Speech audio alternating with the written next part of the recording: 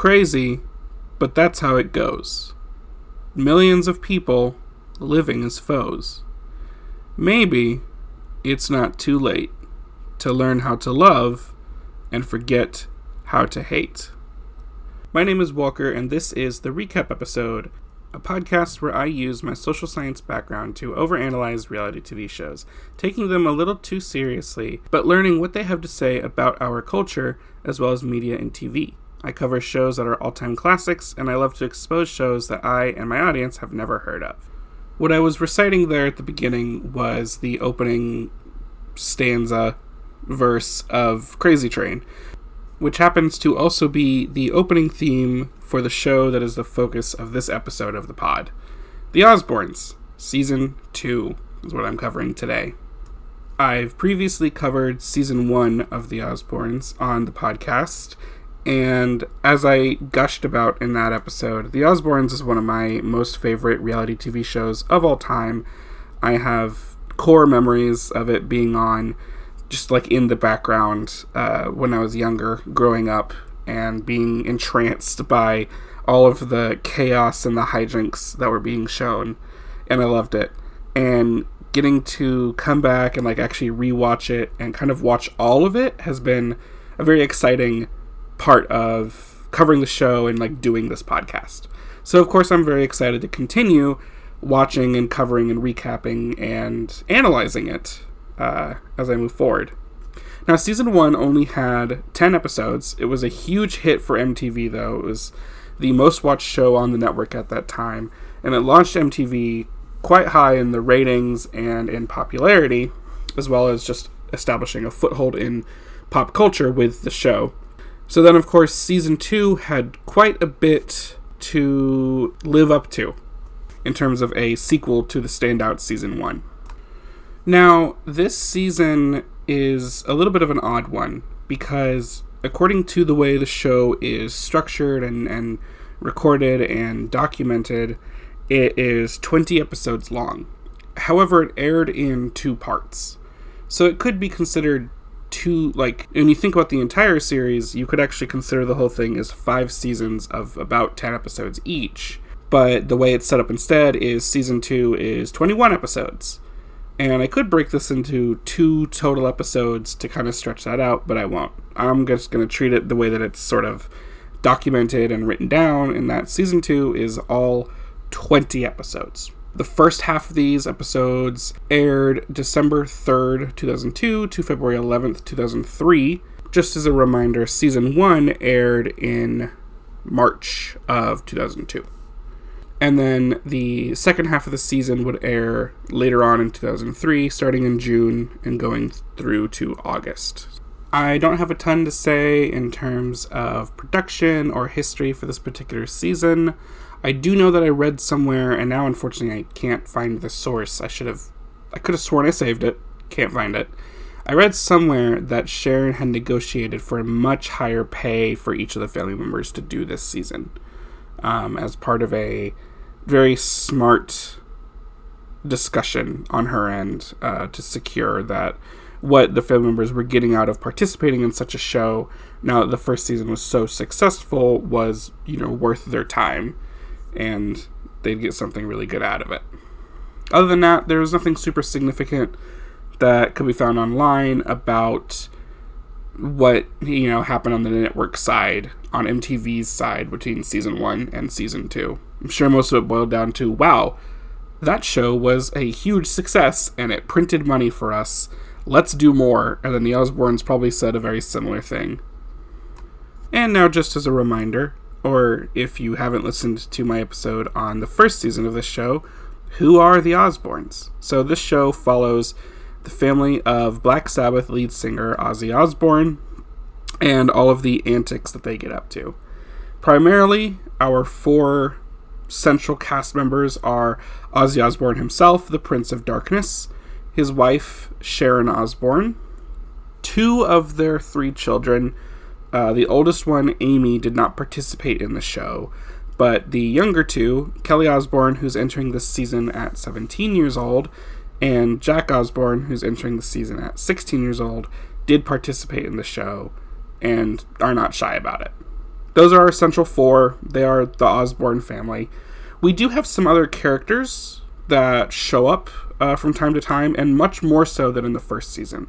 In the first season, we saw quite a bit of Melinda, who is Sharon's personal assistant and kind of a nanny for Jack as well.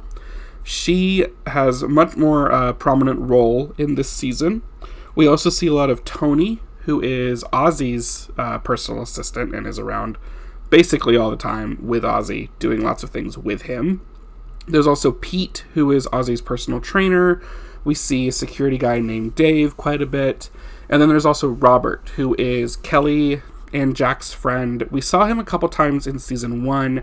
He is sort of unofficially adopted by the Osbourne family partway through season 2. So he's around quite a bit and is basically just treated as another member of the family. And then there's a few others that show up for here and there episodes, and of course I'll mention them when they're relevant, but they don't stick around as much like through the whole season to kind of make an impact. So that's enough dilly-dallying. Let's get into this recap. Episode 1 of the second season, Catching Up with the Osbournes. This is a little bit of a recap of what the Osbourne family has been doing, what's been going on since the end of filming of season 1. This entire episode is mostly delivered through Sharon and her telling us what's been going on and talking about various things with some other clips intercut in. Mostly her recap. The big thing here is she's telling us a lot about how, previously they were, of course, Ozzy Osbourne's family, but now they are the Osbournes from TV. And we get to see how the different family members are adjusting to a new flavor of fame. Kelly is working on music and discovering what working in that industry is like, and Jack is working to scout new talent to sign for his label. And of course, Jack and Kelly are still fighting like always. Sharon gives us some insight on the negative side of the show's fame. She talks about tabloids, rumors about her family, and their involvement with other people, and comments from other public figures, including how she feels betrayed by some of these comments from other celebrities who she thought they were, good with, such as Bill Cosby. Sharon recounts for us a trip that her and Ozzy went on to Buckingham Palace for the Diamond Jubilee. And we get a nice meta moment here, if you read into it, if you kind of catch it, you're like, oh, where Ozzy makes a pretty astute, comment about how the royals are people too, which in my opinion is what this show does to the Osbourne family. This show makes them people too, not just a family of celebrities, but they're just like any other family. This is a good episode. It was a good little reintroduction to the season. It's also clearly produced and edited to be an introduction into the series overall, because we're starting a new season. You may not have watched the first one, but now you've heard all this hype around it. You're like, well, maybe I'll catch the second season. This is a good way to introduce new watchers into the series, into the family, and catch up to speed. It also kind of sneak peeks most of the major points of the upcoming rest of the season, at least for the first half, but not all of them. I'm not sure I like that, kind of being briefly spoiled, but it happens. They were doing things different over 2 decades ago. Episode 2 is called What Goes Up. This episode mostly focuses on Ozzy and Sharon attending the 2002 White House Correspondents' Dinner, which, love that they went to that, because then I now have a time point for when this was filmed, May 4th, 2002. This is fun, this is nice. Sharon is, of course, ready to have a great time, and then that's contrasted with Ozzy, who is nervous about being on, his best behavior. During the president's address, George W. Bush gives Ozzy a shout out during the speech, and of course, this is a big deal, right? Getting shouted out by the president as such a... The other main event in this episode was Kelly getting ready to perform at the 2002 MTA Movie Awards, which were June 1st, 2002, where she did her first major live performance as an artist. She's covering Madonna's Papa Don't Preach. And it's what you would expect. It is nice here because Jack, even though they're constantly at war with each other, Jack and Kelly, he does take the moment to, be there and support his sister and whatnot. And then this episode ends with Sharon. They're on the plane either to or back from somewhere and saying, everything is going really, really great, but something is going to come around and make things bad. She specifically says, like, punch us on the chin or something like that, which is possibly one of the most famous elements of foreshadowing that's ever happened, and it completely, like, unplanned. As we learn in episode 3, which is entitled Must Come Down, what comes up must come down, something bad does happen. Apparently not even 24 hours after Sharon was filmed making that previously prophetic statement, she received a diagnosis that she has colon cancer. Which this is kind of one of the main overarching narratives of this first part of the second season. We learn that, Sharon now begins chemo. She's going to start doing treatments. Of course, the family is all, racked and stunned and shocked and trying to figure out the best way to support Sharon. But of course, also in Osbourne fashion, this is not going to get any of them too down.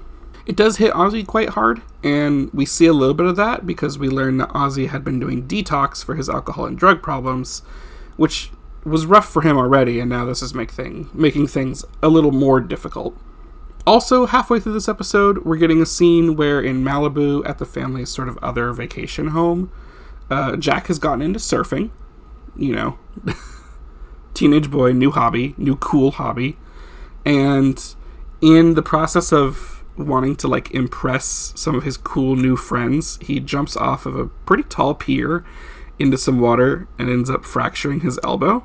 Sharon in this episode makes a wonderful comment about this and her cancer, where she makes a, slight of the whole situation, saying they might as well just put all of them in a hospital ward together with everything that's going on with them. This episode, kind of the last third of it, ends with a pretty quick montage of the rest of the Ozfest tour. We get some footage of a very brief 3-day break that Ozzy got when he came back to visit and, of course, see Sharon again. And then we end out the episode with two, very heartfelt moments. This is kind of like an emotional low and high for this season. Ozzy performs Mama, I'm Coming Home, and we get to see, like, most of the whole performance, and it's, of course, a very, like, emotional for Ozzy and for the viewers, honestly. The last thing that we see is Ozzy calling Sharon, leaving her a message on the phone, saying, they're going to beat the cancer, they're going to get through it. This is probably, like, in just terms of, like, raw, like, parasocially attaching yourself to this family from watching them through the show. This is probably, like, the episode where you do that, like, the strongest. This and maybe the one at the end of part 1 of this second season. Episode 4, titled The Ozman in the Sea. We have 3 coincidental plot lines here. The main one is that Ozzy wants to have a fire on the beach as an attempt to get Sharon out of the house and to, be her lively self again mid-chemotherapy treatment. That's just hijinks with Ozzy. It's good, entertaining fun. The other one is Kelly is going to England to be on Top of the Pops, which is a show that highlights up-and-coming musicians. Which, fun fact, Ozzy had been on twice before with Black Sabbath in both 1970 and then 1978. We get to tag along with Kelly on this trip. She goes on a radio show in Germany where she struggles because she doesn't know any German. And then she also struggles in general because her luggage gets lost. She has a horrible time traveling, but she does do wonderfully on the show itself. The final third plotline for this episode has to do with Jack, and it's very quickly, like, passed over. Jack goes to shoot a cameo for Dawson's Creek. He does get a little bit of, like, a cheeky jab from the editors here, because they use a lot of footage of him struggling to, like, wake up, get out of bed, get going, stay awake. They're kind of really portraying him as this, like, just sleepy guy, partying too much, staying out too late, and it impacting the other professional things he has to do. But it looks like he does do well in his little brief cameo for Dawson's Creek. Episode 5 is all about Kelly, and by all about Kelly, I actually mean it's all about Kelly's new boyfriend, Burt McCracken from The Used. She's allegedly dating him, but really trying to keep it under wraps as much as she can, hide it from her family, in particular, Sharon. When they're all hanging out one day, Jack lets it slip, not only that Kelly is seeing Bert, but that he has two great nicknames. One, Pukey, because he has a reputation of throwing up on stage while performing. And the second one being Cauliflower Dick, for unknown reasons. Both of these, particularly the second one, sends Sharon into mom mode. She wants to know where this nickname came from, and she immediately starts warning Kelly of all of the ramifications of what a nickname like that can mean. And so the rest of this episode is Kelly trying to avoid answering anything about Bert, facing teasing from others about dating, and eventually she does bring him around, and he finally has to meet Sharon, at least. He does also meet Ozzy, but, like, Sharon's the scary one to go through. There's some prime Sharon mom moments in this episode. Mostly just a lot of the, like, mom disapproving of the new boyfriend, like, trope just happening in real life. Two great quotes. One, he's a Mormon. He'll cheat on you. and two, she's telling us about her opinion of Bert, and she goes, Kelly likes young, smelly boys, but as a mother, she needs an older, wiser man.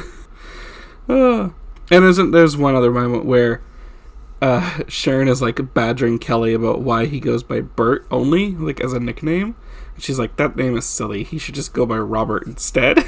This episode mostly ends with just a quick montage of Bert McCracken being, like, a famous troublemaker / bad boy. Just showing him doing a bunch of stuff that Sharon wouldn't like or approve of, most likely, for the, like, visual contrast there. In the basement tapes, which, if you did not know, the basement tapes were the Osbourne family coming together and watching the first 2 seasons of the Osbournes and providing 2 decades later commentary on the show, things that happened behind the scenes, their family dynamic, all sorts of things. In the basement tapes, Sharon and Jack actually expressed a bit of regret about spreading rumors around the nickname and not giving Bert a chance when Kelly was involved with him. Episode 7, called Smell Like Teen Spirits. And this one is really neat that we got to see Sharon's father come around and be supportive. And we got a little bit of backstory about Sharon's side of the family and her familial background and whatnot. This is also the infamous burrito episode. The entire focus for Ozzy in this episode is how much he loves burritos. It's mostly just him going and getting burritos and having burritos. This is where we start getting exposed to Pete, who is the personal trainer for the family. Primarily works with Ozzy, but he's also shown trying to work with Jack as well, to some mild success. Kelly in this episode, she's around. Her story for this one is mostly everyone telling her, hey, maybe you shouldn't party as hard as you are. And this episode's really not a lot. It's mostly just burrito footage. which is still silly and fun. Episode 7 is called Meow Means No. The big thing for this one is that Jason Dill is back. In season 1, Jason Dill was a skateboarder who came and stayed with the Osbournes, really stayed with Jack for a while, and eventually ended up, according to the way the show was edited, getting on the nerves of the rest of the family. I found out in my research for this season and reading a few other things that Jason Dill was actually a very considerate house guest, it turned out, often cooking meals for the Osbourne family. I guess the show just wanted some conflict, or maybe the editors or producers didn't like him, so he always gets portrayed to be a nuisance, annoying. When he comes around, trouble follows, that kind of vibe. And so for him coming back, it was very much like, oh god, he's here. Apparently, though, this time, and I'll talk a little bit about this later, he was specifically brought in by production this time around. But the editing around him was still the same as before, trying to portray him as a bum, a troublemaker, and a bad influence for Jack. Near the end of the episode, Jack and Jason have a fight after disagreeing about the U.S. entering Iraq. This is 2002, keep in mind. Turns out this fight was, like, entirely staged. And production just thought it'd be fun to have the two tussle and make it seem like a big thing that really was nothing. This episode also focuses on Sarah, who I'm just going to say is a bit more important for the show than Jason is.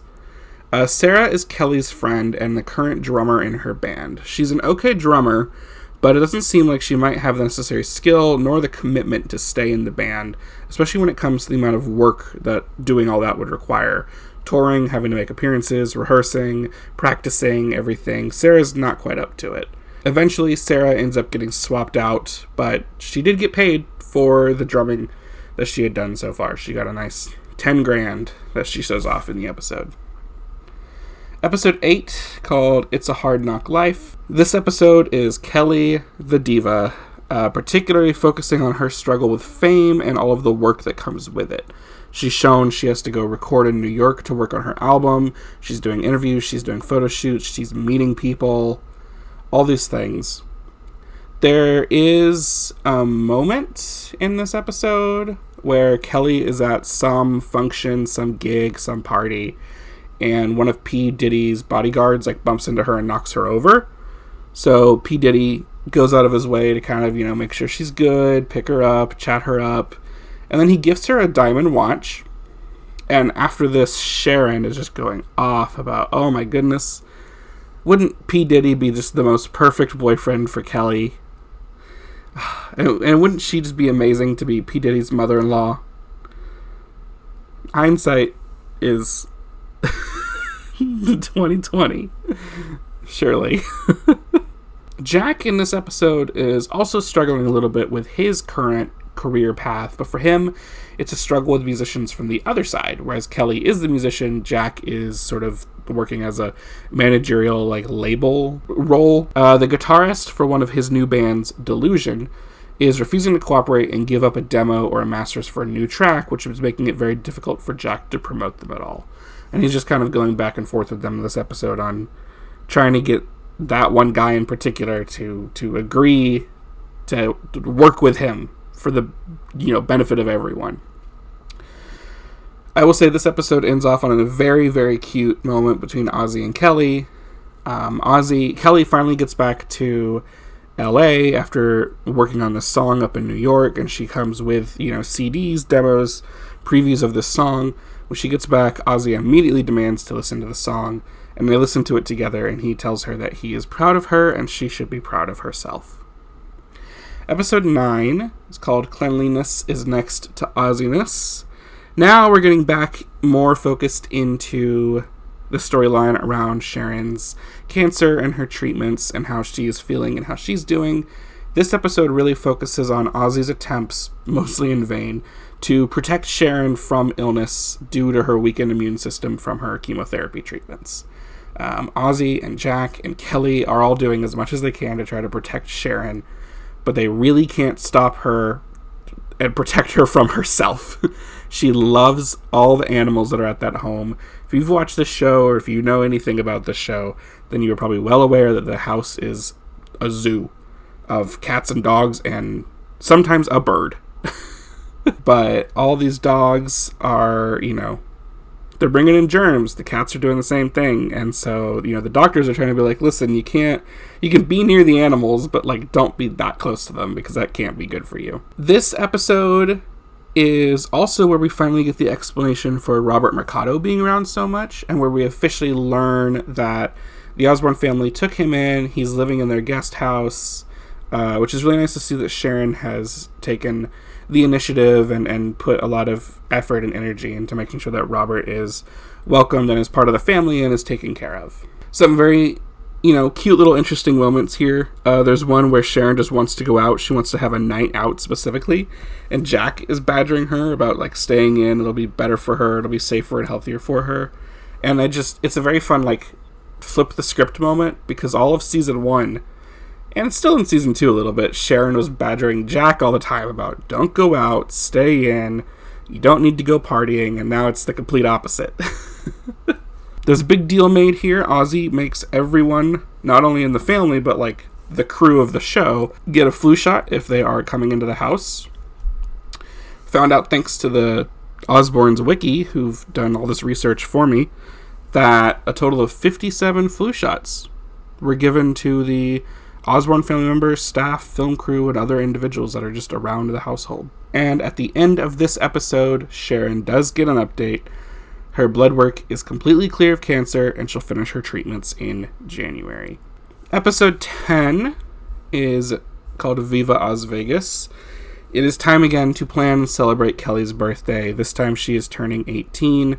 Her birthday is near the very end of October, so that does give us a nice timestamp for the events of this episode.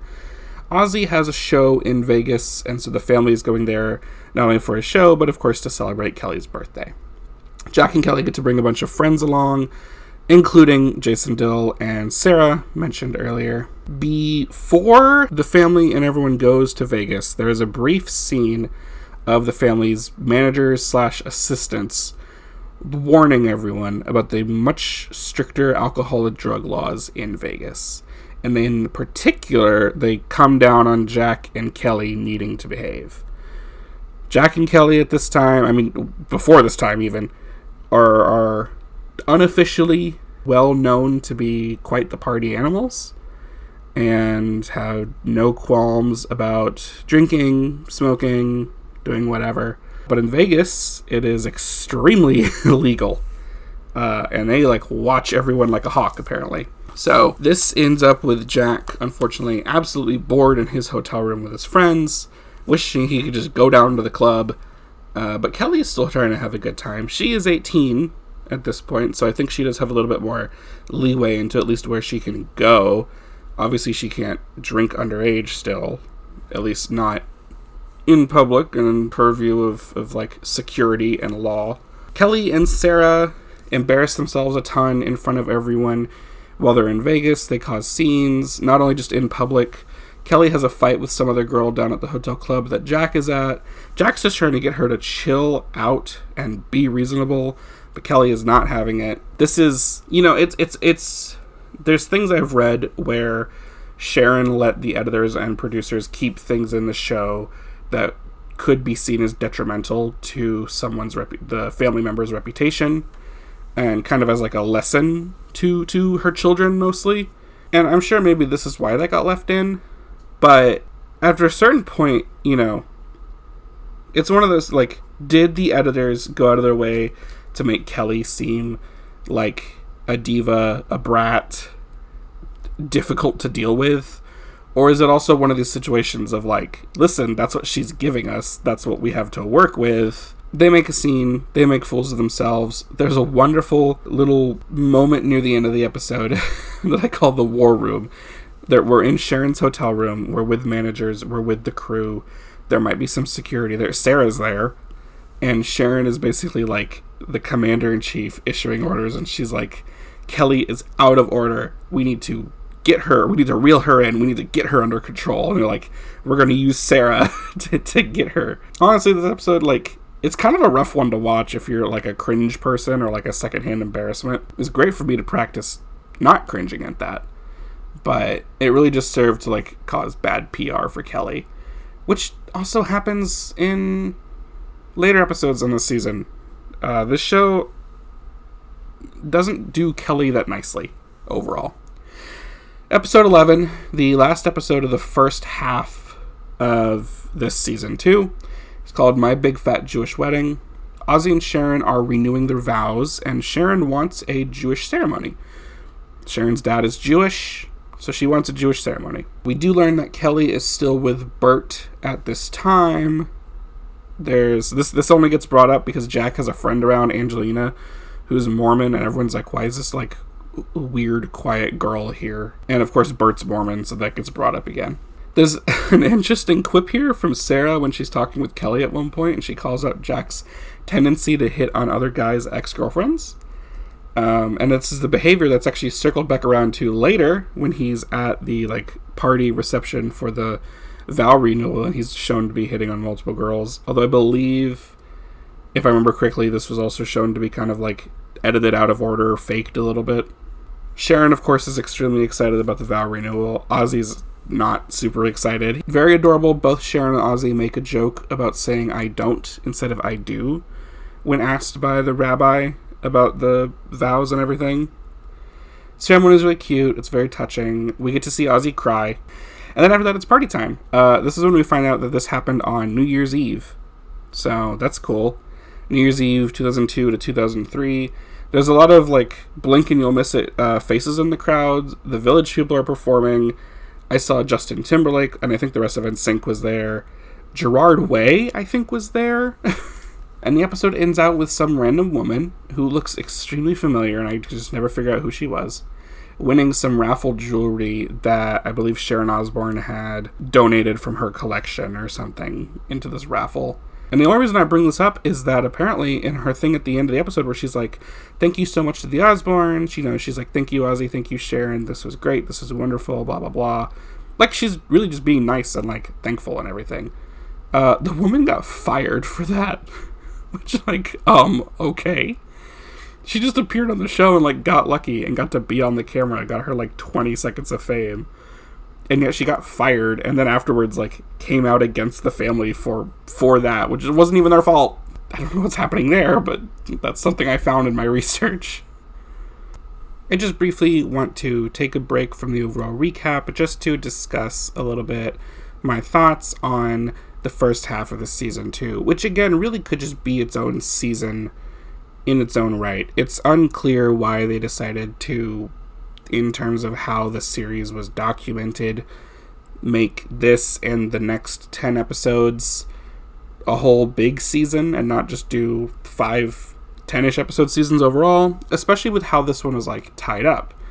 We got introduced to the family dealing with a new kind of fame, and we got to see the struggles of that throughout these first 11 episodes, particularly through Kelly, who is discovering that if she wants to be a musician and a music star, that she has to put the work in to do it, even if she really doesn't want to deal with it.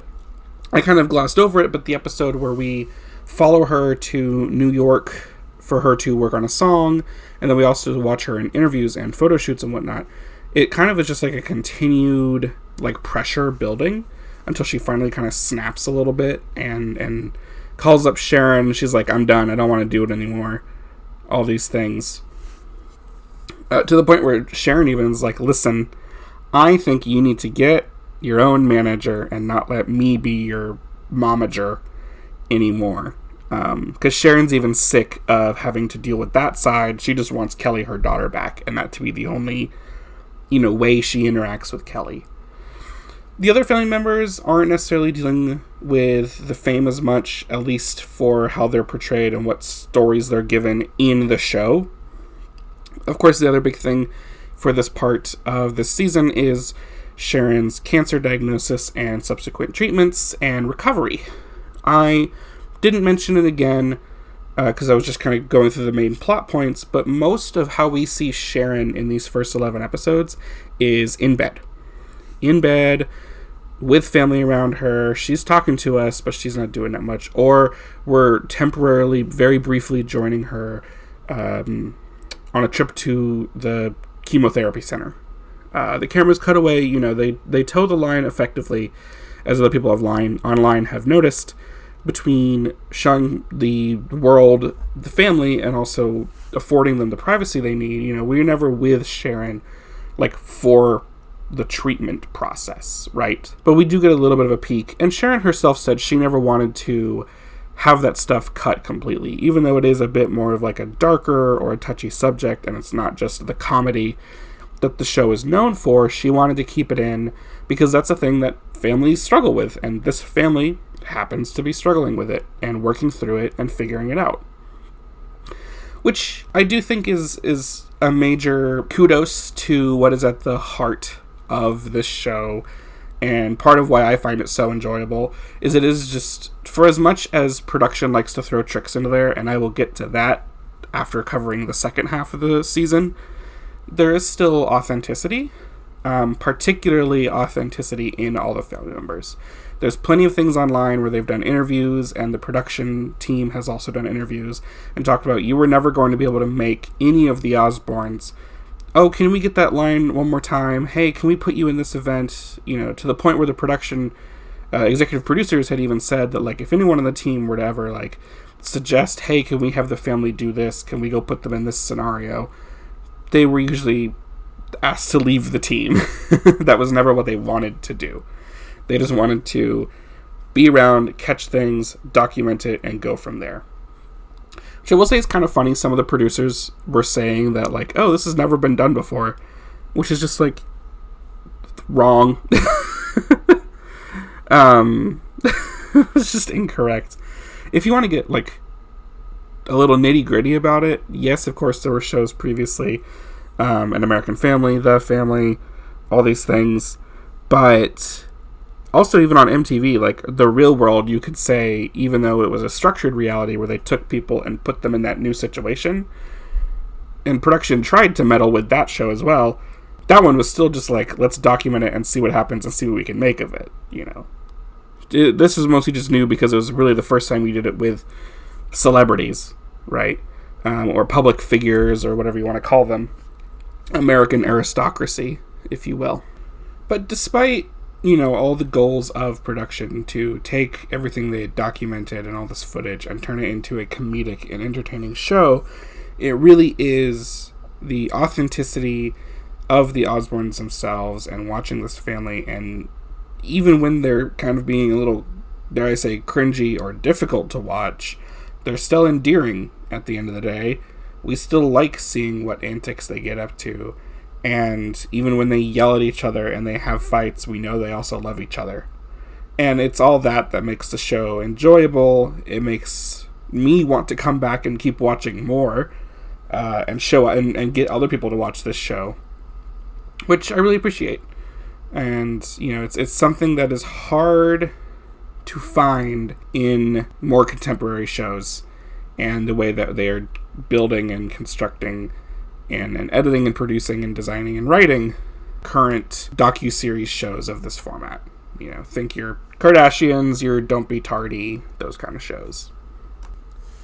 Alright, so back into recapping these remaining episodes. Just as a reminder, these set of episodes started airing in June 2003. The previous 11 wrapped up airing in February of 2003. So there's a couple months gap between these two segments of the season.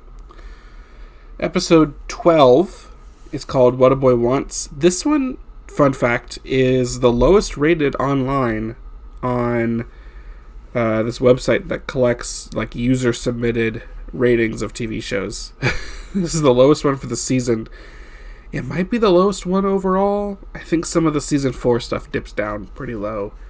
But this episode was not liked by people, and I honestly didn't like it either. I only have 2 bullet points to sum up the entire episode in my notes.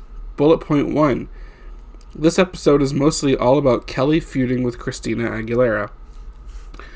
In the Christmas episode, I believe, for season 1, it was either Christmas or Thanksgiving, the family's having a holiday meal, some music is playing in the background, I believe Christina comes on, or some song comes on, and everyone starts complaining about Christina and her singing, particularly Kelly, doing, like, an impression and mocking her. This has now come back around.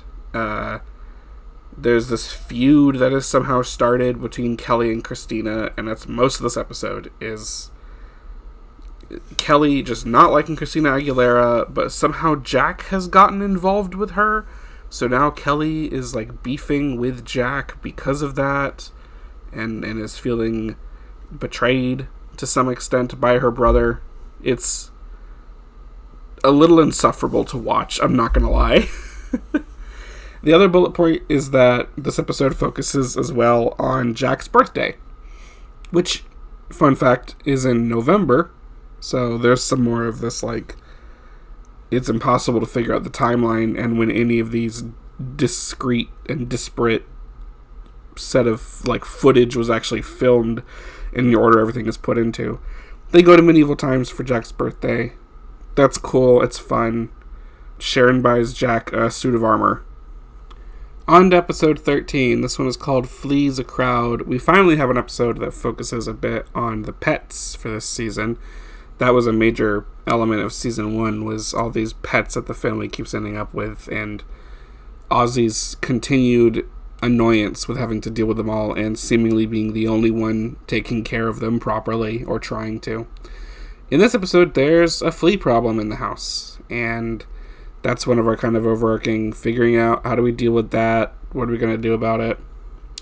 The other piece of this episode is Kelly is going to Philadelphia for a few days, and Sharon has a really difficult time accepting that her daughter is growing up and is wanting more independence. Sharon really wants Kelly to not go to Philadelphia alone. She tries to convince her, take a friend, take security. Sharon tries to offer for her to go with her at some point.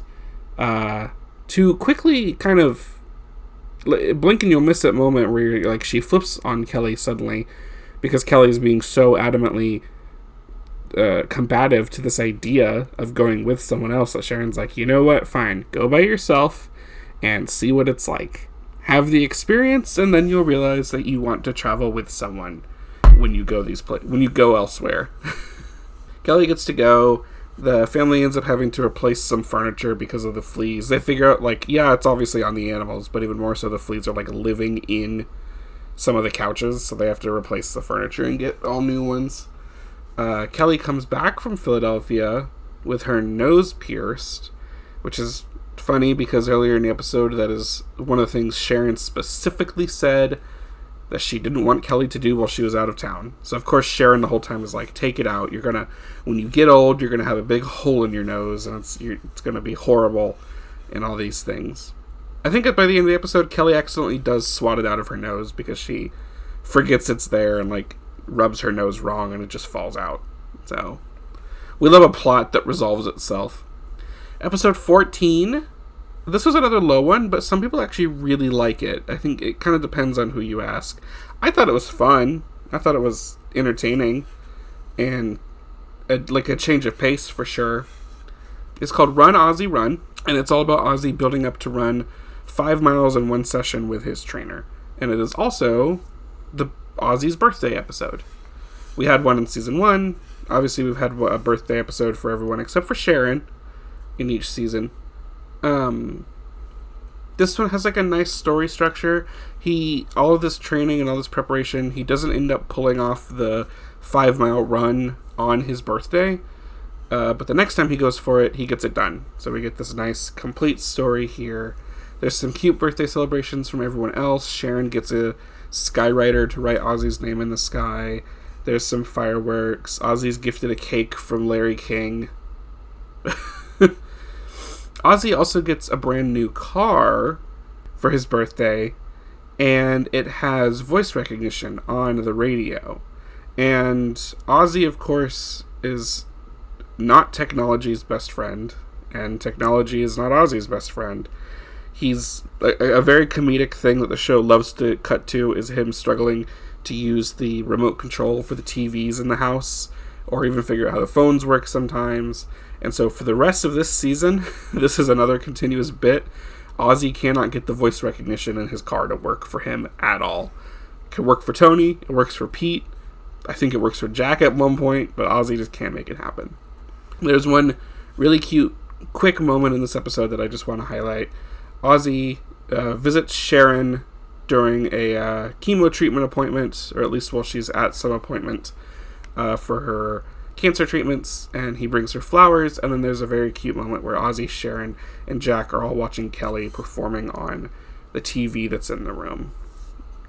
Very difficult to place when that even happened, because at this point in the season, remember, we are way past Sharon's cancer, but that was cute to just, like, throw in there. Episode 15 is called Fists of Fury. Sharon and Ozzy head to Hawaii for a vacation for 4 days. Previously, Ozzy had set a curfew on Jack for when he could have friends come by, which is 11 p.m. You know, Ozzy's like, you can stay up wherever you want, you can do your things, but stop bringing people over to the house after 11. Everyone's trying to sleep. But now the parents are gone, so of course, what's Jack going to do? He's having everyone over, much to the ire of Kelly and Melinda and their security guy, Dave. Jack and his friends are making a ton of noise, they're staying up late, they're being a nuisance. After multiple attempts of yelling at Jack and his friends to keep things down late at night, Kelly goes out and confronts him, and his apathy towards her complaints push her to hit him. Dave, the security guy, comes in to intervene. There's yelling, there's claims of violence and counter-violence and attacks and all this stuff. Melinda calls Sharon and Ozzy, which then Sharon immediately calls Kelly to get the story. During this phone call, Jack listens in on the phone call, because you could do that back in the day with landlines. which starts up the whole argument again. And then there's just, the rest of this episode is just continued, like, they're arguing. She's like, Jack doesn't respect her. From Jack's side, he's like, well, why did she hit me? He's just complaining about being hit the whole time. Kind of with Kelly on this one, talk shit, get hit. Jack deserved it a little bit. I will say, there's a really comedic scene of one point where the arguments come in, like, the arguments continuing. They're inside, they're in one of the bedrooms, I think Sharon's bedroom where she normally is, and Kelly and Jack are still going at it. Melinda and Dave are just kind of there observing and watching, and I guess waiting to see if they need to step in or say something. And, like, either some other security guy or maybe even Robert keeps calling up to the room on the, like, phone intercom and interjecting with, like, hey, there's some guy down here who, like, is really drunk and he needs a place to crash, so I let him in. Hey, there's someone else down here, and the dog really doesn't like him. He's having trouble with that. Hey, the dog bit the guy's nose. Like, it's this very tense argument. And I didn't go back and rewatch it. I know I could, but I kind of left it out. Where I was like, I didn't actually even catch anything that they were saying in the argument, because this interjection of whoever this was with these little updates was so funny with, like, comedic timing. At the end of the episode, the argument's over, everything's wrapped up, Sharon and Ozzy come home. We end the episode with a scene of Jack and Kelly being nice to each other. Turns out this scene was filmed at a completely different time and has nothing to do with them actually making up in relation to the specific argument and fight and whatnot. Episode 16, called Mama, I'm Staying Home. The whole family, except for Ozzy, goes to NYC. Robert and Ozzy have the house to themselves, and we get this nice funny montage of Ozzy trying to talk to Robert, maybe get to know him, see if he wants to do anything, and what appears to be Robert, like, ignoring him and preferring to just seclude himself in the guest house and dance around to EDM. We find out in this episode that Melinda is pregnant. She also went with Sharon, Jack, and Kelly to New York City. Sharon, of course, is all over her, excited about her being a future mother. We get some scenes of Jack and Kelly discussing pregnancy and birth with Melinda. Ozzy gets bored with no one around, no surprise. He's already calling him like, hey, when are you coming back? So he and Tony decide to cook up a meal, which is always very funny because they have this nice big kitchen and this, like, huge grill, and it's like, how often does that get used by the family members? They have, like, personal chef cooks that you see throughout the show working in the background every now and then. But I guess Ozzy decided he wanted to cook. So Ozzy and Tony go to Williams-Sonoma to get a bunch of kitchen gear because they find out their kitchen isn't stocked with the tools they need. Which is funny to watch Ozzy at Williams-Sonoma. And then, of course, there's him cooking. I have a note here where I say that I really like these small moments that display Ozzy's thoughtfulness. According to Sharon, Ozzy was basically stoned the entire 3 years of filming this show. And you can kind of tell it when you watch, there's a bit of, like, lack of awareness of what's going on, lack of understanding the context and the things that are happening. But he still has, moments of, Ozzy coming through out of the stupor, being thoughtful, right? He, he's struggling with some American bills, and he makes a comment. He's like, it's stupid how all these dollar bills are exactly the same. They're all green. They're all the same size. They're all the same texture. How can, blind people in this country tell any of their money apart? Which is like, oh, yeah, true. Actually. Thanks, Ozzy, for pointing that out. And then we also got a cute scene of him buying a bunch of imported English candy so that when Sharon gets back from New York City, she has a bunch of her favorite English candy around. Which is like, oh, well, that was really cute, too. By the end of this episode, everyone returns. Everything goes back to normal. Sharon and Ozzy are loving on each other, and Jack and Kelly immediately begin arguing again. Episode 17 is called Tennis Racket. This is the sequel to Season 1's episode where Sharon led a charge against the neighbors. And Season 1, there were neighbors who were staying up late, playing music, partying, which got on everyone's nerves. And Jack and Sharon initially started a charge against them, in which most of the rest of the family joined in later. Got the cops called on them. Although that also may have been slightly staged, or at least embellished. In this episode, however, there is a different set of neighbors who have a tennis court. I guess they teach tennis, and so there's constant tennis playing going on. So it's just the ball bouncing, the ball being hit by the rackets, people making tennis noises, a tennis racket, if you will. And Sharon's had enough. Everyone else had enough. And she can, of course, easily rope Jack into doing some schemes with her. So, of course, the Osbournes go at war again against a new set of neighbors. Jack brings his drum set out. Ozzy starts playing really loud heavy metal from his outside sound system. Turns out the Osbournes' cats have also been going over there and causing problems. So even the cats are getting in on it. Jack brings up an idea of shooting paintballs into the air so they fall down onto the tennis court. Ozzy attempts to stop him from doing this because of, legal reasons. But, of course, what do we see in the next scene? He's doing that. Then we see cops called again. We do get to, overhear a little bit of the conversation of the neighbors with the cops. Hard to tell if that was, ADR'd in. Somehow, someone else said that, and it was added in post later. But it was, the neighbor complaining about, well, now it's the paintballs, but what if it's something bigger next time, Episode keeps building. One of their cats goes missing. Sharon thinks the neighbors kidnapped it. Now 3 of the cats are missing. Again, Sharon thinks the neighbors have them, but Ozzy just thinks it's the coyotes around the area snatching up cats, because he's heard of people missing cats and dogs. Nothing is really resolved with the tennis-playing neighbors by the end of the episode. However, because of the missing cats, Kelly does come home with a new cat, one that's the same exact breed as one that they lost, Gus. A very funny moment. Sharon's like, okay, we need to hide this new cat for a few days so Ozzy doesn't see it.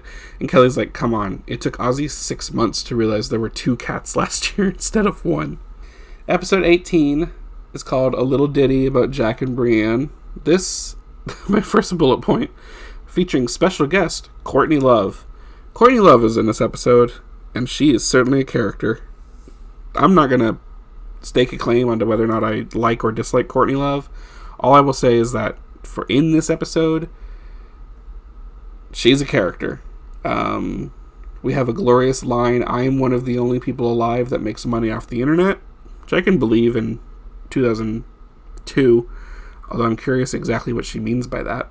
2002, 2003. She's also when they're there to see Kurt Cobain's half-sister Brienne. It's Jack and his assistant Jackie, which is hilarious to me. But she's with Courtney, and so while they're over there, Courtney also answers the door in her underwear, and the whole time she's like, cover up my ass, don't let them see me, oh no. But it's very much like a girl, whatever. This episode, more importantly, is about Jack and Brienne. Jack kind of has a love at first sight kind of moment, and most of the rest of the episode is Jack trying to impress Brienne, trying to get in good grace with her, get in closer with her and whatnot. There's actually some more timeline shenanigans because, and I didn't mention this, Brienne was actually around in the previous episode when Jack was proposing shooting the paintballs. But Jack is with Brienne. I believe they were officially a thing for a little while. And we get to, witness the start of that. The other interesting, funny thing in this episode that was a production trick was Ozzy's trying to write some song lyrics, write up a new song. And every time he tries to get Sharon's attention to run over these lyrics with her, she starts the conversation and then she ends it and leaves Ozzy hanging. And they do it multiple times. This never happened. This was a production trick. Sharon was never ignoring her husband when he asked her to listen to these lyrics he was trying to write. We also got a reveal of a tattoo that Jack got that he got a while ago, and he was keeping secret from Sharon the whole time. Kelly brings it up at one point, and of course, Sharon finally gets him to reveal it. And of course, Jack did the smart thing and got a tattoo that Sharon could never be mad at. It was white ink, so it's very, very faint and probably fade pretty quickly. B, it's a heart that says mom, and he got it right after they got the news about her cancer. So, like, she can't be mad about that. And that's very sweet of Jack, and it was nice to see and learn about. Episode 19, this is actually one of the higher rated episodes, according to the viewing public. All, like, 38 people who voted on that website.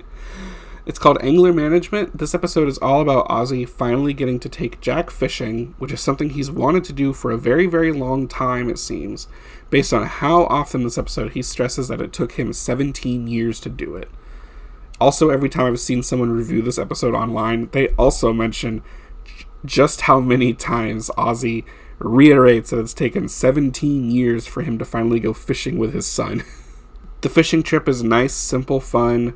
From the guys getting ready to go, to the varied struggles and successes at fishing. Tony seems to do amazing. Ozzy's first catches some cans, and then it seems for him that he's just catching the same fish over and over and over again and letting it go. Ozzy getting the ick from one of the guys who runs the boat, who's just being, like, way too extra, and every time Ozzy's like, don't like that guy. And then, of course, all the way to the ending of the episode, where they've caught all these fish, and they fillet them up and take them home. It's a nice, like, Ozzy and family antics episode. And it's Ozzy, Jack, Tony, and David, Sharon's brother, I believe, were the primary ones going there. Episode 20, Bye Bye Babies. Jack is going to England for 3 weeks and taking Robert with him. They're going back. I don't think I ever learned the specific reason, but they are going back to stay in the family's house that they still have over in England. And Kelly is going on tour for 3 weeks, so both the kids are out of the house.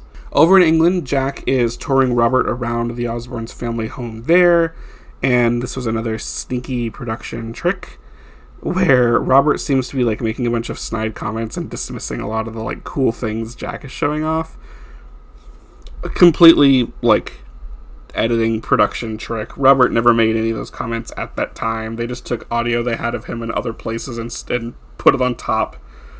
If anything, Robert either didn't have anything to say, or he actually thought the house was cool, according to what Jack has said way later. Jack, of course, he is 17 at this point. It's hard to tell in the timeline. He at least turned 17 at the end of 2002. But that means he is definitely legal drinking age in the UK. So, of course, he calls up all his English pals to come over, and they have a good old time. They race some ATVs, it seems. Ozzy in this episode has an old synthesizer hauled out of storage that he's trying to get up and working again after not using it for 20 years, which he does do. When Jack comes back from the UK at the end of this episode, Ozzy's like, look at this, look what I can do. And he's showing it off to Jack. This was also one more Ozzy food obsession episode for some strange reason. We had the burritos episode. Now it's carrot cake. This episode, he's all over carrot cake. Don't know why. Ozzy's a man of many tastes. Final episode of this season, episode 21. It's called All's Well That Ends All. First thing we find out in this episode is that Bert and Kelly are broken up this episode on Valentine's Day, nonetheless. We're told that Bert broke things off because he didn't want to just be known as Kelly Osbourne's boyfriend. So, a little weak, but I don't know. Kind of like to see him go. Now, for the rest of this episode, I initially didn't want to cover it, but here's what happens. Jack begins to have issues with violent sleepwalking, most notably directed at the dogs, where he keeps, like, waking up mid-sleepwalking and he's, like, snapped at a dog or, like, actually kicked it or something. Kelly's relationship and breakup is the main talk of the family, but this pushes her away, to the point of her packing her bags and leaving after overhearing them talk about her and the relationship. And it's one of those, like, oh, you're going to talk about me when I'm not there? Fine, I'm out of here. Jack, eventually, who has been asking for help with this violent sleepwalking problem, but no one seems to be paying attention to him. I think Ozzy at one point was just like, you should talk to a therapist about that. He does hurt one of the dogs in his sleep, and he feels bad. But then a few nights later, he wakes up to find Minnie, which is Ozzy and Sharon's, like, favorite dog, dead in his bed. Jack hides Minnie from the family, and he calls Ozzy to confess. Ozzy is distraught. He goes to tell Sharon, who of course is affected even more, as again, Minnie was obviously the favorite. Sharon ends up having to leave to be alone for a few days, and we end the episode with Ozzy all alone. There's no Sharon, there's no Jack, and there's still no Kelly. He sits down on the couch, attempts to turn the TV on, and then we hear cut. We see a scene clacker close, and we learn that it was all one big made-up staged act, the entire thing. And no dog is dead, no dogs were harmed. Kelly comes back, Sharon's back, Jack is there, everyone's here. I think even like Bert and Jason were in the background potentially. None of that was real. Bert and Kelly still broke up. None of the rest was real, except for like the physical things they filmed. Sharon and Kelly did leave, but they left for like completely different reasons. They didn't leave because of any of that. Why was that the ending? Because the Osbournes wanted to have a cheeky jab at any of the critics and the viewing public who were claiming that the show was super duper staged. And so they said, you know what? Okay, if it's staged, we'll give you staged. And they devised a plot where Jack kills dogs in his sleep. That's the Osbournes. So that's everything that happens as part of season 2. Again, this season, we started with the family dealing with the newfound fame from becoming reality TV superstars, and particularly them facing the outcomes of becoming even bigger than they already were. And the kids also taking on new projects and coming into their own as they begin to enter proper adulthood. In particular, of course, Kelly seems to be a bit of a focus of this season.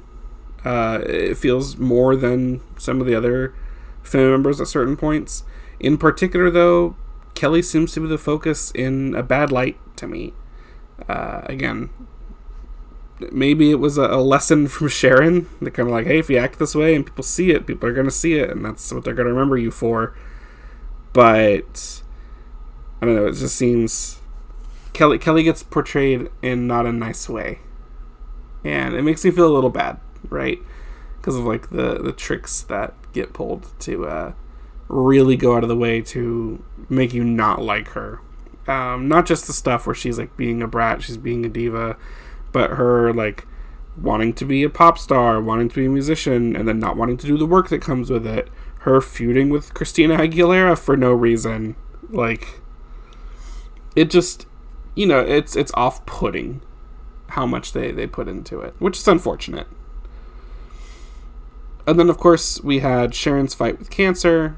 But in addition to that, Sharon in this season really also seems to be struggling with her kids growing up and entering, again, their early adult years. She's losing control of Kelly, who seems like she really wants to exert this independence, and Jack is approaching this same life event, more so than in season 1. It seems like Sharon has many moments of not wanting her kids to leave for their own things, or to want to be involved and come with them. There's, a lot more of Sharon really trying to stay latched on to Jack and Kelly. I do like to remind here that, the editing on this show and the goal of the producers is to take the documentary-style footage and produce something that is primarily comedic. This season, the producers kind of amped that up a bit. It can be hard to tell if that was just they pulled some minor tricks in season 1 so they know it works and they want to expand that, build upon it, or if they're trying new things to see what they can do because they have a lot more footage to work with, or now that they know the family a bit better, maybe they know what to look for, when to have the cameras ready to go, and what they can stitch together, and also what they know is entertaining according to audience and critic reviews from season 1. They can see which episodes performed the best and had the most viewers and people talked about the most, and then try to produce episodes for this season that followed the same formula and try to get in the same thing. That's probably why we had another Neighbors versus Sharon episode, because I think people really liked that one, so now we have another one. Probably also, again, why it's nice to just see everyone's birthday. But of course, there's some kind of hidden other layer here where, again, Sharon's battling cancer. Ozzy at the start of the season was trying to detox. He's wrapping up Ozfest. He's not doing well. And from what I can tell, there was also still some issues with Jack and Kelly using various substances consistently. And when that's what you're kind of getting, it's going to be a little hard to not heavily edit and heavily structure and produce what you've been recording into something to make something entertaining out of that. I'm not fully defending this big list of things I'm about to go through that of all the tricks production and editing pulled here, but I can see maybe why they felt the need to do so much. So shout out to the contributors over at Fandom and the Osbournes wiki thing for finding all of the stage moments that we know of and recording them. So some big ones that I want to kind of hash out is in any scene where Burt McCracken was around, Kelly's boyfriend for most of the season, there was a lot of unfair depictions of him, kind of made him out to be an oddball, a bad boy, kind of someone with a sketchy reputation, and, kind of the show goes out of its way to show him in a negative light, despite the fact that Kelly confirms that Burt was a good boyfriend, and he was a good man, and, even to this day, even though they're not together, they're still friends. A little harmful to Burt McCracken's reputation. Jason Dill, again, he was brought back by production due to being a popular individual from season 1. I can't imagine popular in a good way, unless people just really liked how he was getting on Ozzy and Sharon's nerves. But production apparently were the ones who brought Jason Dill back to kind of, I guess, stir up some intrigue, or they know they could make an episode out of him being around to match the one they made for season 1.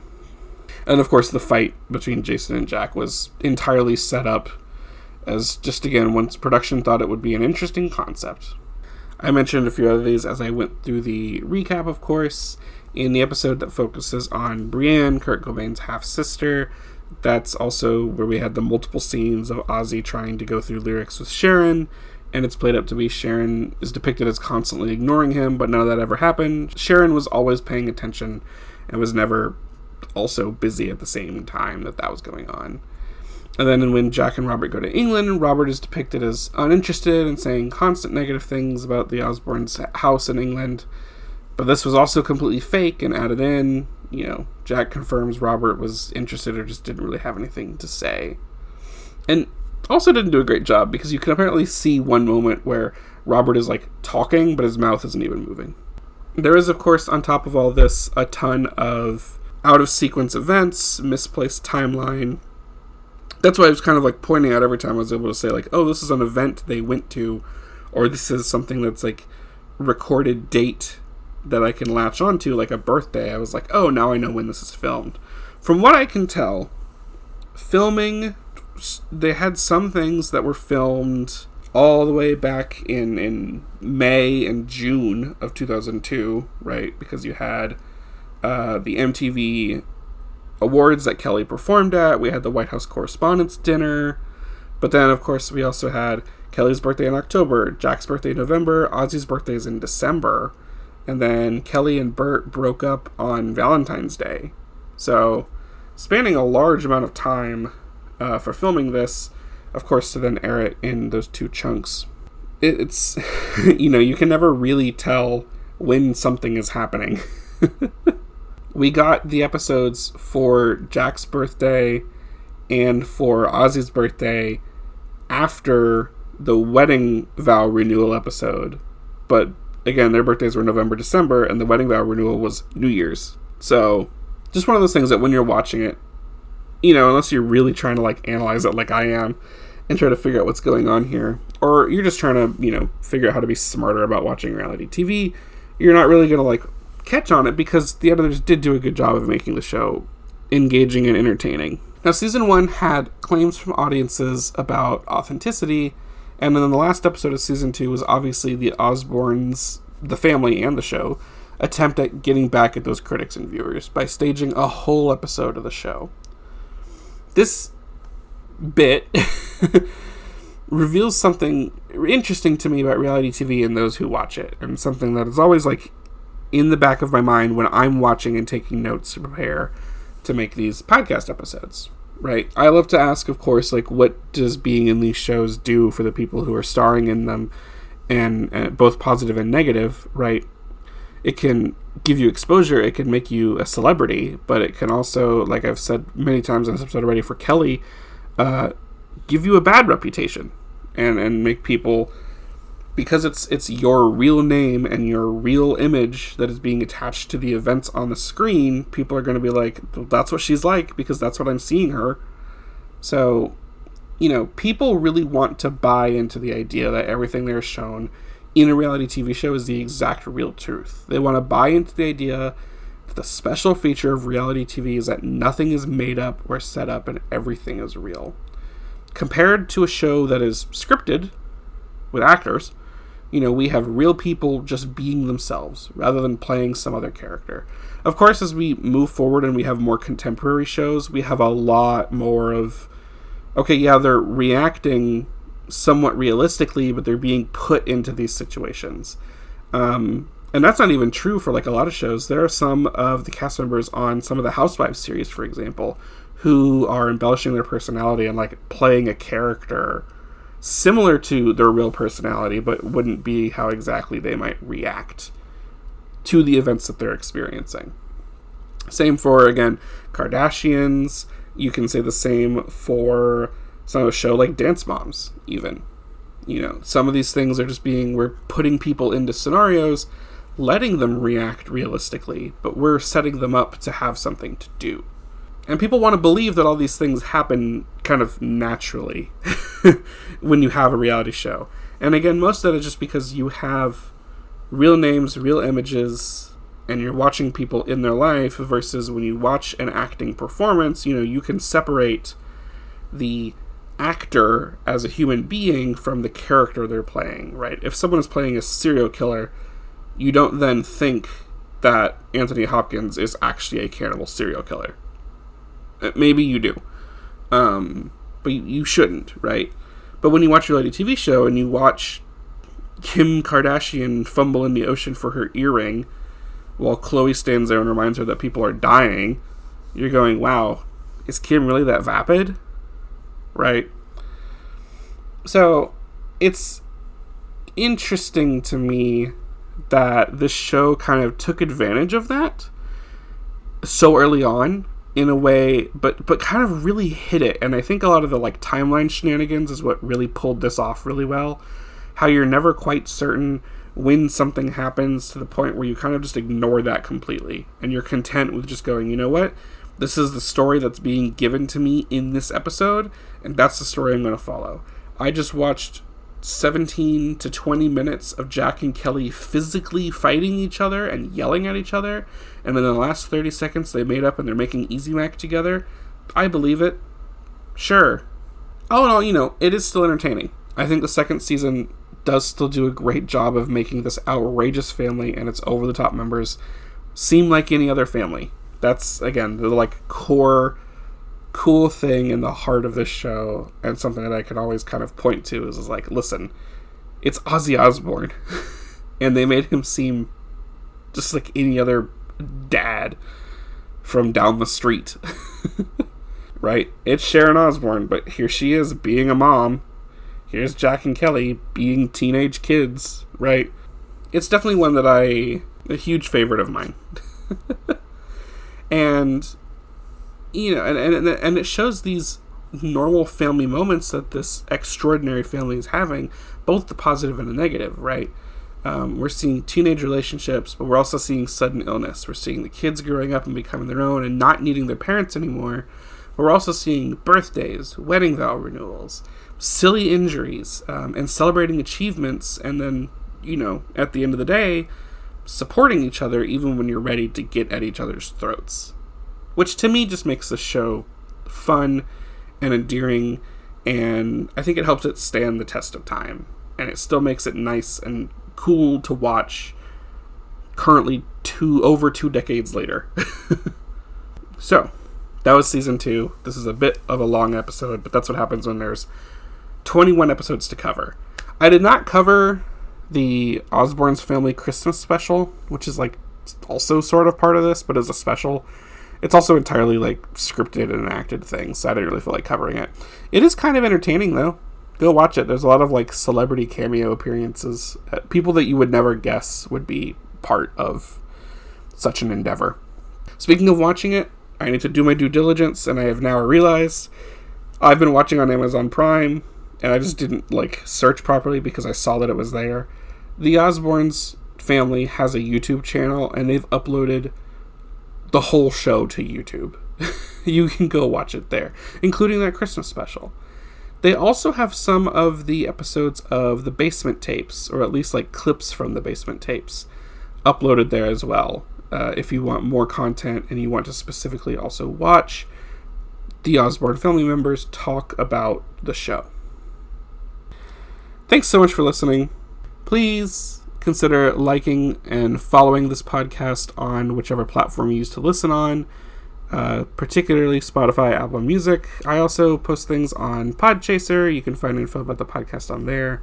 You can follow the pod on Instagram at The Recap Episode, where I post announcements, what I'm watching currently, what I'm watching next, and updates about the show. You can also follow and subscribe on YouTube at The Recap Episode Pod, where all of these episodes are uploaded for listening as well, and are arranged in convenient playlists when I cover multiple season series, such as this one. Until next time, thank you so much for listening. I'm going to go have myself a burrito and some carrot cake.